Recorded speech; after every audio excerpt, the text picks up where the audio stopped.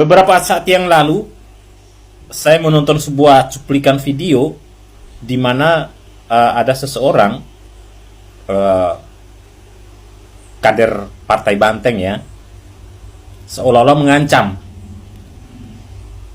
ya, eh, ingin membongkar pejabat-pejabat di negeri ini yang terlibat kasus korupsi ya. Bahkan katanya sudah ada videonya di tangan Bung Hasto. Ayolah, jangan cuma hanya omon-omon. Munculkan videonya, keluarkan. Ya, biar semua masyarakat tahu siapa sebenarnya yang bermain-main dengan uang negara ataupun uang rakyat di Indonesia ini. Tidak peduli siapapun itu. Ya. Tidak peduli siapapun itu, bongkar. Ayo. Tunjukin pada kami semua. Ayo, Bung Hasto. Ayo, jangan cuma omon-omon doang. Bongkar. Asto, cepat-cepatlah kau keluar. Kau tunjukkan tuh video kau itu. Kau bilang kau sudah menyediakan puluhan video tentang korupsi para petinggi negara. Kau bilang, ya?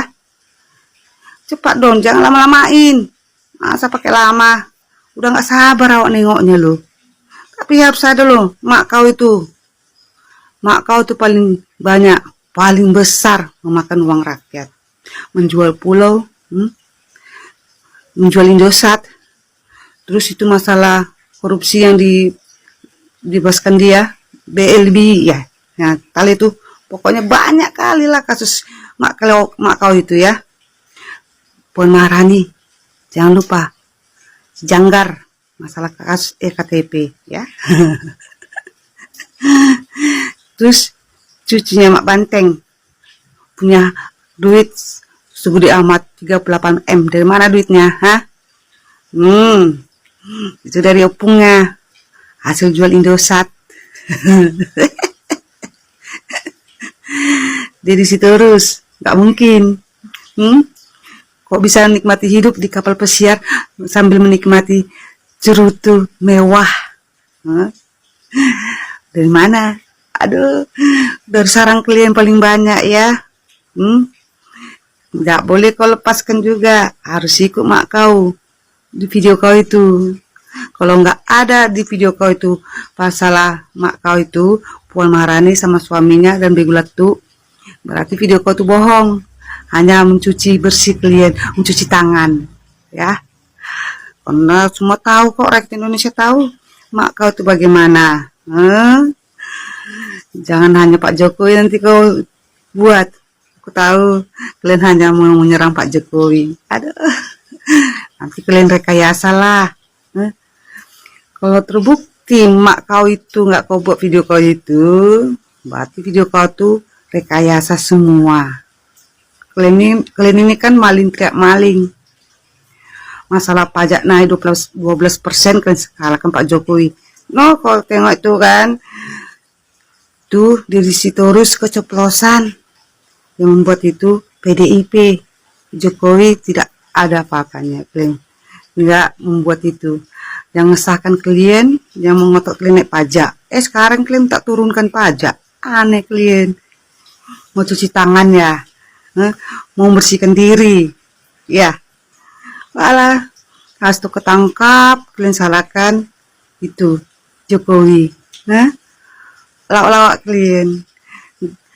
Semua lah Pak Jokowi. Gak pernah lah kalian ceritakan kebaikan Pak Jokowi. Padahal berapa lama Pak Jokowi bersama kalian. Kalau dulu kalian agung-agungkan, apalagi itu. Pernah juga sih dia terus membanggakan Pak Jokowi. Mak kalian juga membanggakan Pak Jokowi. Setelah keluar dari PDIP, kalian buruk-buruknya seburuk-buruknya kalian buat Pak Jokowi. Kurang baik apa lagi? Pak Jokowi tidak membongkar kebusukan klien. Kalau awal itu udah kebongkar semuanya. Bongkar-bongkaran klien kan? Bongkar las tuh. Bongkar cepat, secepat mungkin. Tapi jangan lupa mak kau juga ya. Biar ketahuan belangnya siapa. Klien maling teriak maling, yang sok suci, yang sok bersih, ya. Sadarlah kalian, sarang banteng itu sarang korupsi ya. Kami tunggu ya tuh video kau itu. Jangan pakai lama. Udah nggak sabar awak, nggak sabar lo videonya. Tapi jangan lupa kau video kau juga kau buat. Terus masalah perselingkuhan kau itu juga tentang sama si Yola. Harus kena juga lo. Hakim-hakim kita yang berada di pengadilan negeri, pengadilan tinggi, dan Mahkamah Agung seperti berada di persimpangan jalan nurani yang gelap gulita, seperti tak tahu lagi jalan mana yang harus mereka tempuh, yang ke kanan yang ujungnya sampai ke surga, atau yang ke kiri yang ujungnya sampai ke neraka. Hakim-hakim ini seperti terpisah sama sekali dari kehidupan masyarakatnya. Mereka seperti hidup sendiri dan punya dunia sendiri yang berbeda. Mereka tak bisa membedakan penjahat yang sopan dengan orang yang kurang terlihat sopan, tapi sebetulnya bukanlah penjahat.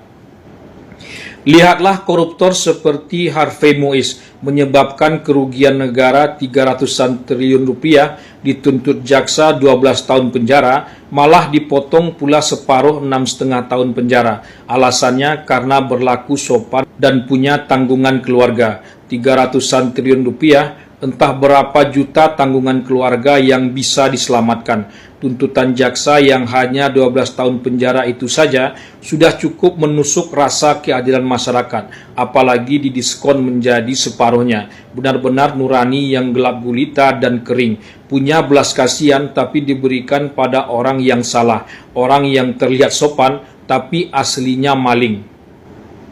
Masih untung Harvey Moise divonis hakim bersalah dan dijatuhi hukuman 6,5 tahun penjara, denda 1 miliar rupiah dan uang pengganti 210 miliar rupiah. Bandingkan dengan kasus Ronald Tanur, dituntut 12 tahun penjara malah divonis bebas. Belakangan baru ketahuan 3 hakimnya disuap. Disuap rentetannya panjang pula hingga ke Mahkamah Agung. Zaroff Richard, mantan petinggi Mahkamah Agung, ditangkap dan ditemukan uang tunai hampir 1 triliun rupiah. Hal ini untuk kasus yang mengakibatkan hilangnya nyawa seseorang. Ini kasus bisnis besar. Uang pengganti 210 miliar masih membuat Harvey Moise terlihat tersenyum.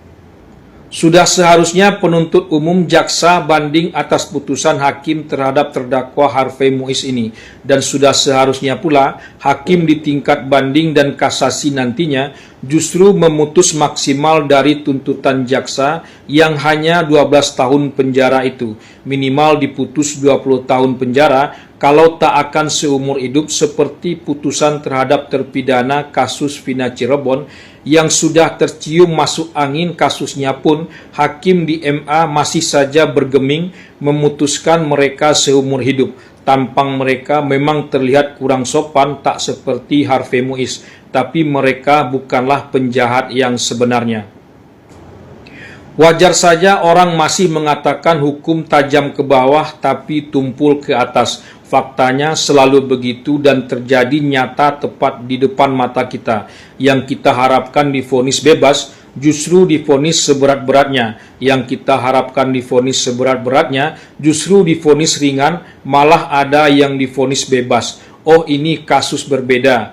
Yang satu mengakibatkan hilangnya nyawa seseorang, yang lainnya kasus tambang tapi tak secara langsung mengakibatkan hilangnya nyawa seseorang. Para hakim seperti tak berpikir bahwa kerusakan akibat kasus tambang ini diderita oleh masyarakat secara turun-temurun. Tak sedikit masyarakat yang membuat kalkulasi atas para koruptor yang maling uang negara triliunan rupiah atau miliaran rupiah, tapi hukumannya terasa ringan sekali. Artinya dalam kalkulasi awam masyarakat, enak betul jadi koruptor di negeri ini.